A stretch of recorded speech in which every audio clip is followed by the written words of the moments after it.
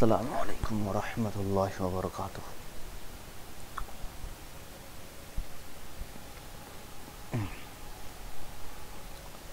یہ آپ کا الفقہ المیسر جو فقہ کی کتاب ہے، فقہ حنفی کی کتاب ہے،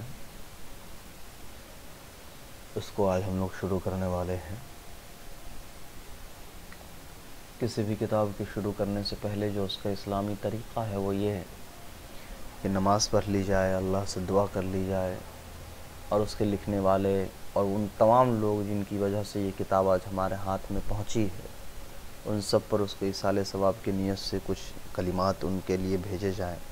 اس کے علاوہ اللہ سے یہ دعا کری جائے کہ اللہ اس کتاب کو ہمارے حق میں قبول فرمائے اور اس سے ہمیں اور انسانیت کو فائدہ پہنچائیں، نہ کہ ہمارے اگینسٹ میں یا اس کتاب کے ذریعے ہم کو گمراہ کرے۔ تو اس طرح کی کچھ نیک تمنائیں، نیک دعا کر کے، اور پھر نیت کو واپس بہتر کر کے، درست کر کے، کہ ہم کس کے لیے پڑھ رہے ہیں، اللہ کے لیے کیوں پڑھ رہے ہیں، اس طرح کے سوالات خود سے کر کے نفس کو سمجھا بجھا کر کے کوئی بھی اسلامی کتاب شروع کی جاتی ہے۔ بسم اللہ الرحمن الرحیم۔ کتاب الطہارت، کتاب مضاف ہے، طہارتی مضاف الیہ، پاکی کی کتاب۔ کتاب جو ہے مجموعے کو کہا جاتا ہے جہاں پر کوئی چیز جمع کی جاتی ہے۔ تو کتاب میں چونکہ بہت سارے علم کو جمع کیا جاتا ہے، اس لیے اس کو کتاب کہا جاتا ہے۔ اور کتاب الطہارتی کا مطلب ہوا کہ طہارت کے متعلق جتنی بھی چیزیں ہیں وہ ساری کی ساری کتاب کے اندر جمع کی گئی ہوں گی۔ اب چونکہ آپ دھیرے دھیرے آگے بڑھ رہے ہیں تو میں تھوڑا تھوڑا آپ کو ڈیپ لے کے جا رہا ہوں، ورنہ نارمل میں ترجمہ کتاب الطہارتی، طہارت کی کتاب کر کے میں آگے بڑھ جاتا ہوں۔ لیکن میں نے سمجھایا کہ جب فقہ میں، تفسیروں میں، حدیث میں کتاب کا مطلب ہوتا ہے مجموعہ، کہ اب یہ جو آپ چیپٹر پڑھنے والے ہیں اس کے اندر آپ کو طہارت سے متعلق جو ہے مجموعی چیزیں ملیں گی، میکسیمم چیزیں طہارت سے متعلق ملیں گی۔ قال اللہ تعالی، قال کا فاعل اللہ، تعالی اللہ کی صفت۔ اللہ تبارک و تعالی نے کہا ان اللہ یحب التوابین ویحب المتطہرین۔ کسی بھی کتاب کو شروع کرنا، اور خاص طور سے فقہ کی، حدیث کی یا تفسیر کی کتاب کو شروع کرنے سے پہلے جو ہمارے اسلاف کا طریقہ ہے وہ یہ ہے کہ وہ جس ٹاپک پر ڈسکس کرنا چاہتے ہیں اس سے متعلق قرآن کی کچھ آیتیں نقل کرتے ہیں، اور پھر حدیث کی کچھ حدیث کی عبارت نقل کرتے ہیں، اور اس کے بعد کتاب کو شروع کرتے ہیں۔ اس کے دو وجہ ہوتے ہیں، ایک تو برکت ہوتا ہے، اور دوسرا بطور دلیل جو ہے وہ پیش کیا جاتا ہے کہ ہم جو ڈسکس کر رہے ہیں طہارت کے اوپر، یا ہم یہ کہہ رہے ہیں کہ طہارت یہ کرنا ہے، وضو کرنا ہے، نماز کرنا ہے، تو ہم اس لیے کہہ رہے ہیں کہ قرآن میں طہارت کا حکم آیا ہے، حدیث میں طہارت کا حکم آیا ہے، ٹھیک ہے۔ اس کے بعد عام طور پر جو رول ہوتا ہے وہ یہ ہوتا ہے کہ پہلے ہم اپنی کوئی رائے پیش کرتے ہیں، بعد میں اپنی رائے کو ثابت کرنے کے لیے کوئی ریفرنس، کوئی ثبوت پیش کرتے ہیں۔ پہلے ہم اپنی کوئی بات پیش کرتے ہیں، بعد میں اس پر کوئی گواہ لاتے ہیں۔ تو یہاں بھی پہلے طہارت کو لکھنا چاہیے تھا، بعد میں بطور دلیل جو ہے قرآن کی آیت کو یا تفسیر کو لانا چاہیے تھا، حدیث کی عبارت کو لانا چاہیے تھا، پر انہوں نے ایسا نہیں کیا، بلکہ انہوں نے کیا کیا، پہلے قرآن کی آیت ہی ذکر کر دی، حدیث ہی ذکر کر دی۔ وہ اس لیے کہ یہاں مقصد برکت بھی ہے کہ کتاب کی ابتدا اللہ کے کتاب سے ہونی چاہیے اور رسول اللہ صلی اللہ علیہ وسلم کے پیغامات سے ہونی چاہیے۔ تو بے شک اللہ تعالیٰ یحب التوابین، یحب فعل ہے، ہوا ضمیر فاعل اللہ کی طرف لوٹ رہی ہے، توابین مفعول ہے، پسند کرتے ہیں بہت زیادہ معاف کرنے والے کو اور بہت زیادہ پاک صاف رہنے والے کو۔ یہاں پر اللہ تعالیٰ نے اپنے ان بندوں کو پسند کرنے کے دو ریزن بتائے کہ اللہ کس کو پسند کرتے ہیں۔ توابین، جو روحانی طور پر توبہ کرتے کرتے روحانی طور پر اپنے آپ کو وہ معاف کرتا، اپنے آپ سے اتنا زیادہ وہ توبہ کرتا ہے کہ اس کی روح جو ہے وہ گناہوں سے پاک رہنے لگتی ہے۔ وَيُحِبُّ الْمُتَطَہِّرِينَ، اور متطہرین جو یہ مبالغہ کا صیغہ ہے۔ مبالغہ مطلب کیا ہوتا ہے کہ ایک ہا ایکسٹرا جو ہے اس کے اندر، طہارہ اطہر یطہر سے، اس کے اندر مبالغہ ہوتا ہے. مبالغہ کا مطلب ہوتا ہے کہ جان بوجھ کر زیادتی کرنا. تو یہ جو مطہرین بھی لاتے تو کام بن جاتا، لیکن اس باب سے لانے کا مطلب یہ تھا کہ یہ بتانا تھا کہ جو بہت زیادہ پاک صاف رہنے کی کوشش کرتا ہے، ناپاکیوں سے دور رہتا ہے. یعنی اللہ نے یہاں پر دونوں طرح کی گندگی کا ذکر کیا، روحانی گندگی کا بھی اور جسمانی گندگی کا بھی، اور بتایا کہ سب اللہ تعالیٰ اس سے محبت کرتے ہیں جو جسمانی اور روحانی گندگی دونوں سے پاک صاف رہتا ہے.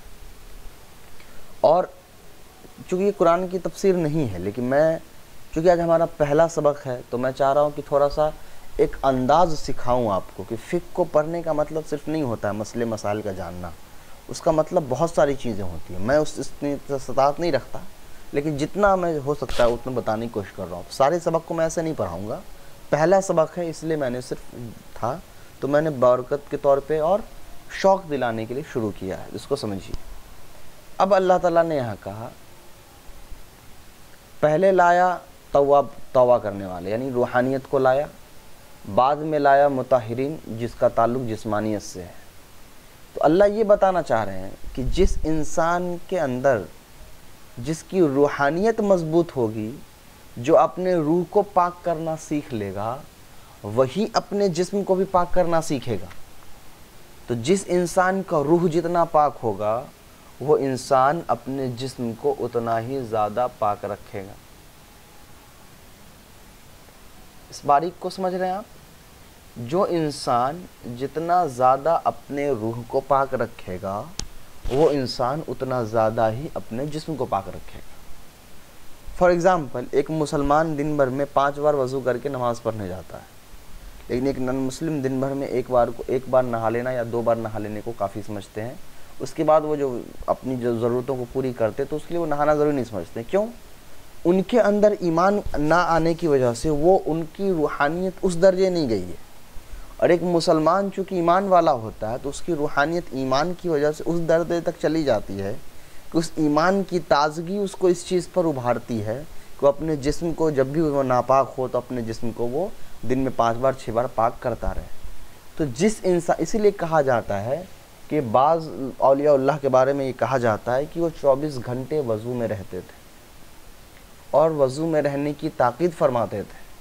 اور کہا جاتا ہے کہ شیطان کو اس انسان سے سب سے زیادہ ڈر لگتا ہے جو انسان 24 گھنٹہ وضو میں رہتا ہے. کیونکہ وضو میں رہنا یہ صرف چھوٹی بات نہیں ہے، یہ ایک ریفرنس ہوتا ہے کہ وہ 24 گھنٹہ وہ وضو میں اس لیے رہ رہا ہے کہ 24 گھنٹہ اس کے اندرونی جو روحانیت جو ہے، اس کی روح جو ہے وہ 24 گھنٹے کے لیے پاک صاف ہے. تو روحانیت کا اثر اس کے جسم پر پڑتا ہے. جس طریقے سے کوئی ظاہری گناہ کرتا ہے تو اس کے روح کو کمزور بنا دیتا ہے، اسی طریقے سے کوئی انسان اگر اپنے روح کو مضبوط بناتا ہے تو وہ روح پھر اس انسان کے جسم پر اثر ڈالتی ہے. تو روحانیت مضبوط ہونے کی وجہ سے وہ اپنی جسمانیت کو مضبوط کرتا ہے. تو روح چونکہ توبہ کرتے کرتے پاک ہوتا ہے، اسی طریقے سے اس کا جسم بھی وضو کرتے کرتے غسل کرتے کرتے پاک ہوتا ہے. تو اللہ تعالیٰ نے اسی لیے پہلے لایا توبہ کرنے والے کو، بعد میں پھر یحبو دوبارہ لا کر کے بتایا کہ ہم پاک صاف رہنے والے کو بھی معاف کیا جاتا ہے.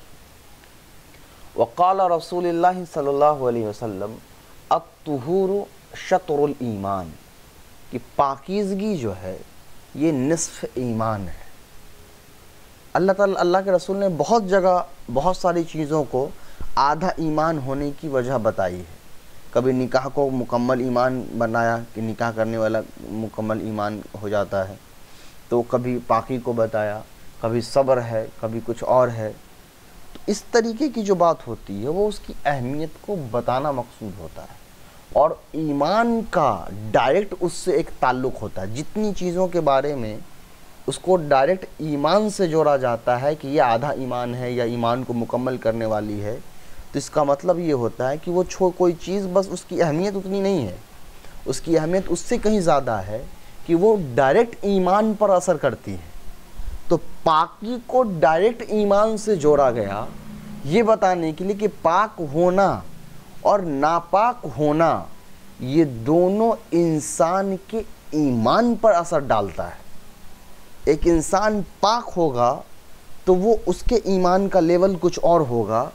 ایک انسان ناپاک ہوگا تو اس کے ایمان کا لیول کچھ اور ہوگا. تو اسی لیے اسلام کے اندر پاکی کی اتنی اہمیت کو بیان کیا گیا اور بار بار پاک صاف رہنے کا حکم دیا گیا.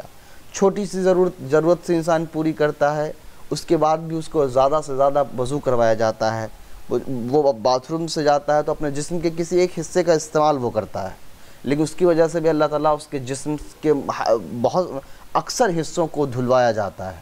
وہ اس لیے کہ یہ ایگزیکٹ ریزن یہ نہیں ہے. بہت ساری چیزیں اللہ کیوں کرواتی ہیں کوئی نہیں کہہ سکتا ہے، لیکن اس کی جو تعویل جو یہ کی جا رہی ہے کہ ایمان کو جب کسی چیز سے جوڑا جاتا ہے تو اس کا مطلب یہ ہوتا ہے کہ ڈائریکٹ امپیکٹ پڑتا ہے ان چیزوں کا اس ایمان پر.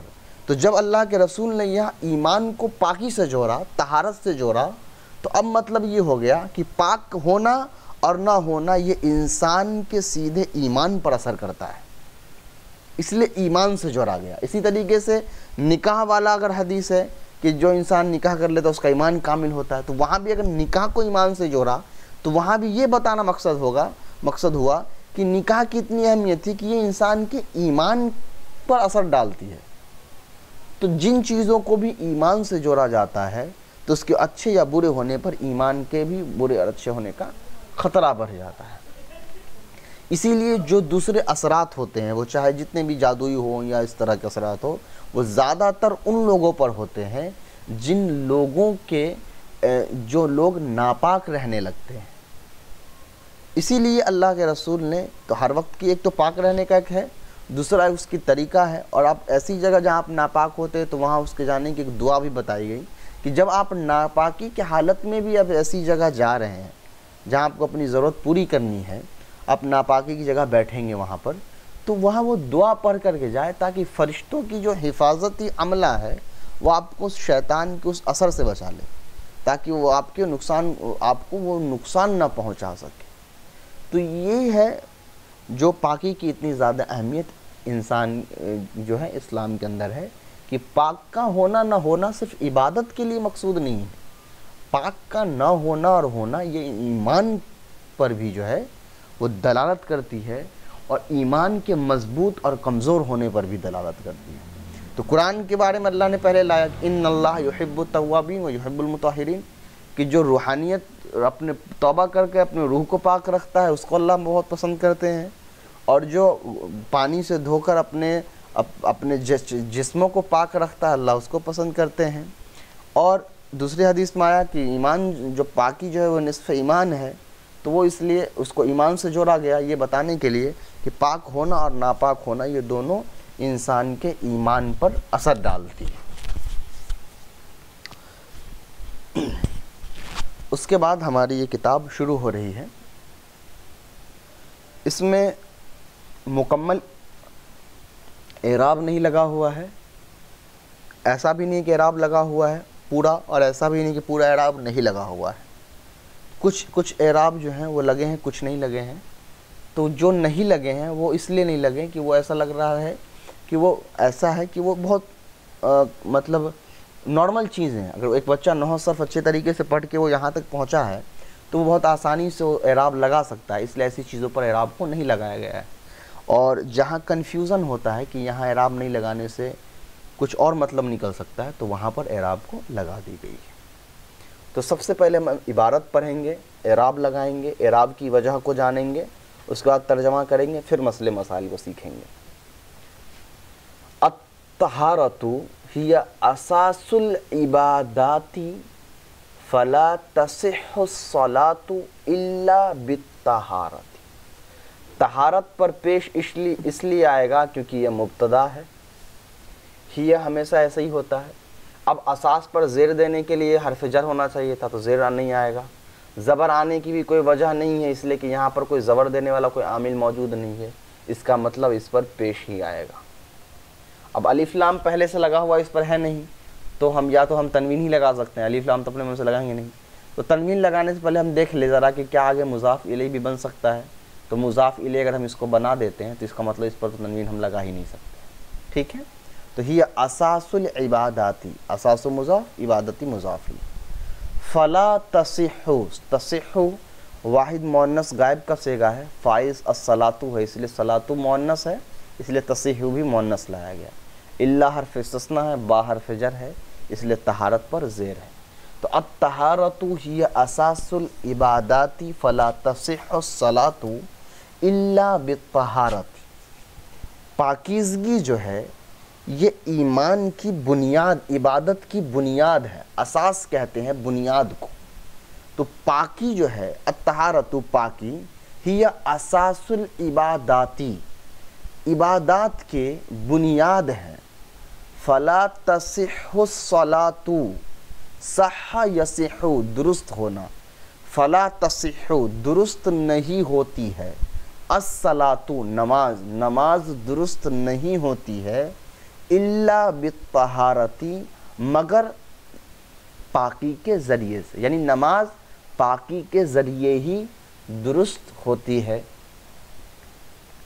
قال رسول اللہ صلی اللہ علیہ وآلہ وسلم، آپ صلی اللہ علیہ وآلہ وسلم نے فرمایا، مفتاح الجنت الصلاۃ ومفتاح الصلاۃ الطہور، مفتاح الجنت الصلاۃ، جنت کی چابی نماز ہے، ومفتاح الصلاۃ الطہور، اور نماز کی چابی پاکی ہے۔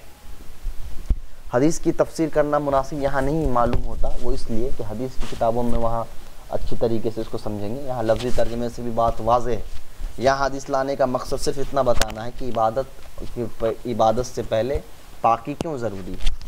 ایک انسان کو جنت تک پہنچانے والی چیز نماز ہے، اور جب نماز اتنی بڑی چیز ہے کہ ایک انسان کو جنت تک پہنچا سکتی ہے، تو اس نماز کو کھولنے کے لیے کہا گیا کہ نماز کو بھی شروع کرنے کے لیے طہارت بہت ضروری ہے۔ تو مطلب یہ ہوا کہ طہارت بھی بہت زیادہ ضروری ہے، تو نماز کو بہتر بننے کے لیے طہارت کا ہونا بہت ضروری ہے۔ اگر آپ پاک نہیں ہیں تو آپ نماز نہیں پڑھ سکتے، آپ کی نماز نہیں ہو سکتی ہے۔ الطہارۃ فی اللغۃ، الطہارۃ فی اللغۃ، لغت میں طہارت یعنی مطلب ہوگا الطہارۃ معناہ فی اللغۃ، معناہ یہاں پر چھپا مان لیا، یعنی طہارت کے معنی لغت میں کیا ہے، کچھ بھی، چونکہ فی اللغۃ، الطہارۃ فی اللغۃ کا ترجمہ ہوتا ہے طہارت لغت میں۔ تو اب ہم لوگ اپنے زبان میں جو بولتے ہیں طہارت کے معنی لغت میں یہ ہیں یا یہ ہیں، تو آپ معنی کچھ بھی اپنے من سے لگا لیے، اتنی عربی تو آپ آ ہی گیا ہے آپ کو۔ الطہارۃ فی اللغۃ، پاکی کے معنی لغت میں کیا ہے، النظافۃ، صفائی، النظافۃ مطلب صفائی، طہارت کے معنی لغت میں کیا ہے، صفائی کے ہیں۔ والطہارۃ فی الشرع، فی الشرع مطلب شریعت میں، اور طہارت شریعت میں طہارت کے کیا معنی ہیں، تو تنقسم بھی پڑھ، انقسم ینقسم پڑھ سکتے ہیں، تو مطلب ہوگا تقسیم کیا ہے، اور تنقسم پڑھیں گے مجہول تو ہو جائے گا تقسیم کیا جاتا ہے۔ اعراب نہیں ہے، دونوں اعتبار سے آپ پڑھ سکتے ہیں، آپ کو جو من کرے، بیٹر یہی ہے کہ مجہول پڑھا جائے۔ تو تنقسم، انقسم ینقسم سے تنقسم، تقسیم کیا جاتا ہے، الی قسمین، دو قسموں میں۔ پہلے یہاں تک سمجھ لیجیے، ہر لفظ کے عربی زبان میں کی اپنی ایک ٹرانسلیشن ہے، ہر لفظ کے، چاہے عربی کا ہو کوئی بھی لفظ، لیکن اسلامی شریعت جب آئی تو اس نے عربی زبان کے کچھ لفظوں کو اپنے شریعت کے حساب سے خاص کر دیا۔ جیسے الصلاۃ کے معنی ہوتے ہیں دعا مانگنا، لیکن جب قرآن و حدیث میں آتا ہے الصلاۃ تو اس سے مراد ہوتا ہے ایک خاص قسم کی عبادت جس کے اندر رکوع سجدے وغیرہ ہوتے ہیں۔ تو ایک معنی جو نماز کے وہ کہاں پائے جا رہے ہیں، لغت میں، لیکن شریعت نے اس معنی کو کس لفظ میں استعمال کیا ہے، ایک قسم کے خاص عبادت میں۔ زکوٰۃ کے معنی ہوتے ہیں پاکی کے، لیکن جب اسلامی شریعت میں زکوٰۃ بولا جاتا ہے تو اس سے مراد کیا ہوتا ہے، ایک خاص قسم کا عمل جو ایک خاص مقدار میں رقم کسی کو دی جائے، یا اپنے مال کا جو ہے حصہ نکال کر کسی کے حوالے کیا جائے۔ الصوم کا مطلب ہوتا ہے رکنا، لیکن جب ہم شریعت میں صوم مطلب کیا مانتے ہیں، صبح فجر سے لے کر کے مغرب کے اذان تک کھانے پینے سے رکے رہنا۔ تو یہ شریعت کی اپنی ایک اصطلاح ہے، شریعت نے اپنے لیے کچھ خاص لفظ مقرر کیے ہیں، تو جب وہ لفظ بولا جاتا ہے تو اس میں شریعت کے وہ معنی ہوتے ہیں، لغت میں کچھ اور معنی ہوتے ہیں، ٹھیک ہے؟ تو لغت میں پاکی کے معنی ہے نظافت، صفائی، طہارت کے معنی ہے صفائی کے، لیکن شریعت میں طہارت کے دو معنی ہیں، ٹھیک ہے؟ ایک تو ہے حد سے اکبر، حدث سے پاکی، حدث اس کو دیکھ لیجئے قسمین میں کون کون سے ہیں؟ طہارتم من الحدث، پاکی حدث سے، تسمى الطہارت الحکمیت، تو اس کو کہا جاتا ہے طہارت حکمی۔ حدث کہا جاتا ہے وہ چیزیں جو ہماری جو ضرورت ہے جو ہم پوری کرتے ہیں، تو اس سے جو ناپاکی ہوتی ہے، اس ناپاکی کو کہا اس ناپاکی سے پاک ہونے کو کیا کہا جاتا ہے؟ طہارت حکمیہ، ٹھیک ہے؟ اور دوسرا ہے طہارت من النجاست، نجاست مطلب نجاست وہ گندگی جو بالکل آنکھوں سے نظر آ رہی ہے، تو اس پاک گندگی سے پاک ہونے کو کیا کہا جاتا ہے؟ طہارت حقیقیہ، تسمى الطہارت الحقیقیتی، طہارت حقیقی۔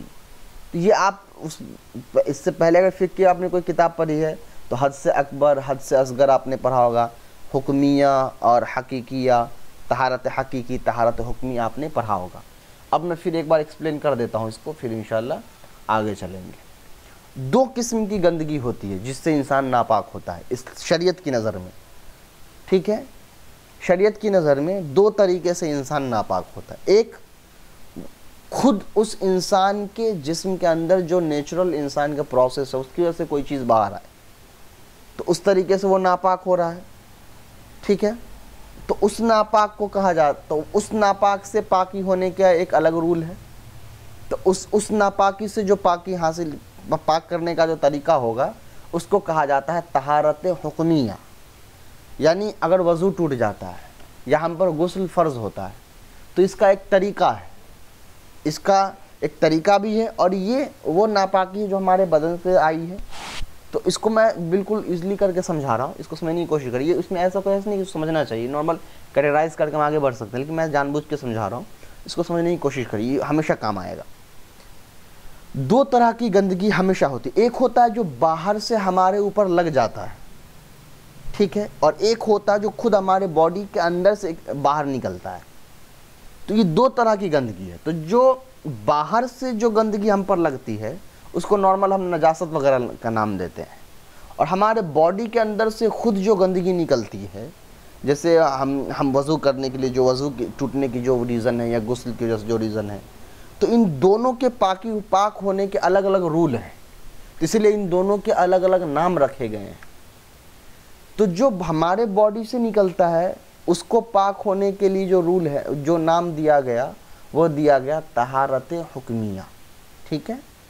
تو جب کہا جائے گا کہ طہارت حکمیہ کیا ہے، تو مطلب آپ سمجھ جائیے کہ اچھا وہ ایسی پاکی کی بات چل رہی ہے جو ناپاکی ہمارے باڈی کے اندر سے نکلی ہے، اور ایسی ناپاکی جو باہر سے لگی یا کسی اور ریجن کی وجہ سے لگی، بہت سارے دوسرے ریزن ہو سکتے ہیں، ہماری انٹرنل باڈی کے انٹرنل آرگنز کا کوئی اس کے اندر جو ہے کام نہیں تھا، تو ایسے ناپاکی کو کہا جاتا ہے طہارت حقیقیہ۔ تو اس میں کیا ہوتا ہے، تو جب آپ سے کہا جائے طہارت حقیقی تو آپ سمجھ جائیے اچھا یہ جو نجاست ہے، یہ جو پاکی ہوگی وہ نجاست سے پاک ہونے کی ہوگی، یعنی وہ ناپاکی نہیں ہے جو ہمارے باڈی کے انٹرنل آرگن سے باہر آتا ہے۔ اب تھوڑا اور آگے میں پڑھاؤں گا تو آپ دونوں یہ چیزیں کلیئر ہو جائیں گی، دیکھ لیجیے۔ اما الطہارۃ من الحدث، تو حدث سے جو پاکی ہے، فتحصل بالوضوء، تو یہ وضو سے حاصل ہو جاتی ہے، او بالغسل، غسل سے حاصل ہو جاتی ہے، او بالتیمم، یا پھر تیمم سے حاصل ہو جاتی ہے۔ کب؟ اذا تعذر استعمال الماء، تو پہلے اعراب سمجھ لیجئے پھر مسئلہ سمجھیے گا۔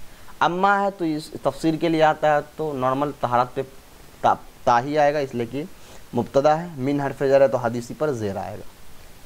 फ़ा है तहसूलुहु, तो ये 100% मुज़ाफ़ी होगा इसलिए कि बीच में सुकून आ चुका है, तो ये इस्म है, इस्म है तो ये मुज़ाफ़ बन रहा है।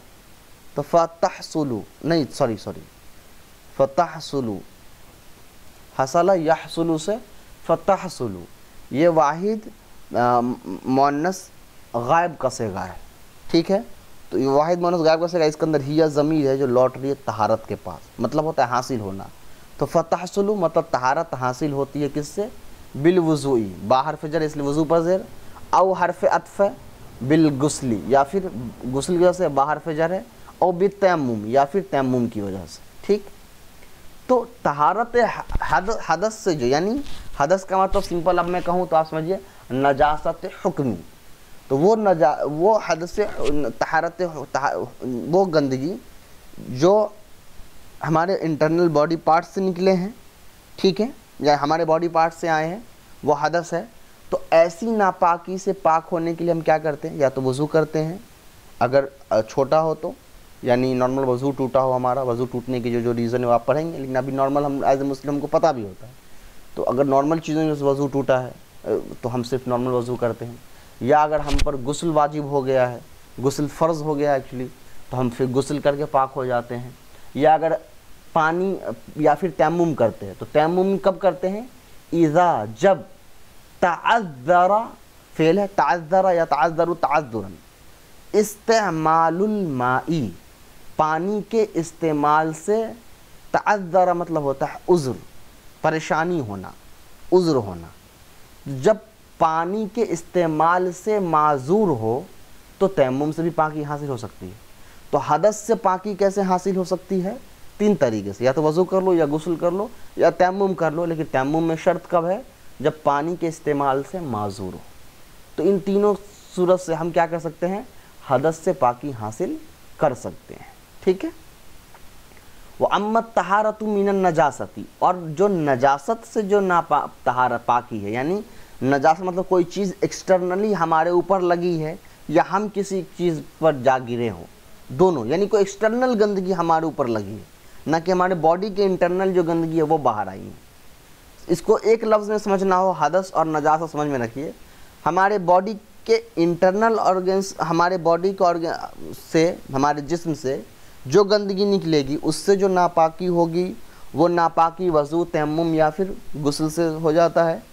और बाहर से अगर कोई गंदगी हम पर लग जाती है तो उसका देख लीजिए, फ़तहसुलु वही सेम, तो वो हासिल होती है बिइज़ालतिन नजासती। इज़ाला मतलब होता है हटाने से, बिइज़ालतिन नजासती यानी नजासत के हटा देने से, बिवसाइल तहारती, बिवसाइल तहारती मतलब नजासत के हटा देने से, बिवसाइल तहारती तहारत के वसाइल से। तहारत के वसाइल मतलब पाकी जिन जिन चीज़ों से हासिल की जा सकती है उन सब से उन गंदगी को हटा देना। और ख़ुद मीन आगे बता भी रहे हैं, ये जो कॉमा देकर ये दोनों बता रहे हैं कि वसाइल तहारत क्या, नहीं तहारत हासिल करने के वसाइल क्या क्या, चीज़ें क्या क्या हैं? मिनल माइल खालिस, एक कंप्लीट प्योर पानी जो है उससे, औ अत्तुराबी ताहिर या फिर पाक मिट्टी से, औ अल हजरी या फिर पत्थर से, औ अद्दबगी। औ अद्दबगी मतलब होता है धुना हुआ चमड़ा, ठीक है। तो इन चीज़ों से पाकी हासिल की जा सकती। अब कैसे कैसे किन कंडीशन में किसका इस्तेमाल करना है वो अब आप आगे पढ़ेंगे। अभी तक आपने पढ़ा, अगर सिंपली मैं कहूँ, एक खुलासा बता दूँ, आप उसको समझ लीजिए। आपने ये पढ़ा कि तहारत कहते हैं लुगत में पाकी को, सफाई को, और शरीयत में तहारत 2 तरह के होते हैं, एक हदस से तहारत हासिल करना और एक नजासत से तहारत हासिल करना। हदस से तहारत हासिल करने का मतलब क्या होता है? हदस वो गंदगी जो हमारे बॉडी के अंदर से निकले तो वो, और नजासत वो गंदगी जो हमारे बॉडी के ऊपर बाहर से लगे, या बॉडी के नहीं, या कपड़ों पर कहीं भी, ठीक है। हदस से पाक होने का क्या तरीका है? वज़ू कर लो, गुस्ल कर लो या तयम्मुम कर लो जब पानी का इस्तेमाल तुमसे ना हो पाए। और तहारत, नजासत से पाकी हासिल करने का क्या तरीका होगा? नजासत को दूर करिए, پانی سے یا مٹی سے یا پتھر سے یا دباغت والے چمڑے وغیرہ سے۔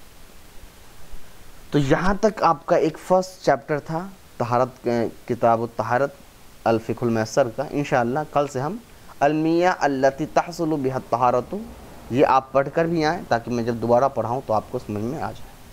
السلام علیکم ورحمۃ اللہ وبرکاتہ۔